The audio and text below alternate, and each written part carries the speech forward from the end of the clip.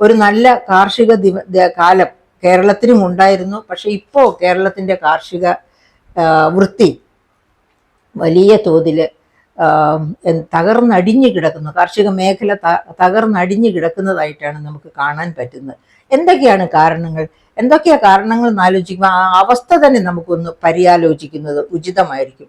ഇപ്പൊ 1970-കളിൽ നമുക്ക് 8,70,000 ഹെക്ടർ നെല്ല് തന്നെ കൃഷി ചെയ്തിരുന്ന കേരളത്തില് ഇപ്പോ 2,00,000 ഹെക്ടറിൽ താഴെയായിട്ട് നെൽകൃഷി താണിരിക്കുന്നു. അതായത് 8,70,000 ഹെക്ടറിൽ നിന്ന് കൂപ്പുകുത്തി 2,00,000 താഴെ ഹെക്ടറിലേക്ക് താണിരിക്കുന്നു. 1970-കളില് നമ്മുടെ ഭക്ഷ്യധാന്യ ആവശ്യത്തിന്റെ 40% ആവശ്യത്തിന് കേരളത്തിൽ തന്നെ ഉൽപ്പാദിപ്പിച്ചിരുന്ന ഇപ്പോൾ 15% താഴെ ആവശ്യത്തിന് മാത്രമേ ഉള്ളൂ. അപ്പോൾ 1966 ഇന്ത്യയിൽ തുടങ്ങിയ പബ്ലിക് ഡിസ്ട്രിബ്യൂഷൻ സിസ്റ്റം, റേഷൻ സമ്പ്രദായം, ആ റേഷൻ സമ്പ്രദായമാണ് കേരളത്തെ ഇപ്പോൾ രക്ഷപ്പെടുത്തി നിർത്തിയിരിക്കുന്നത്.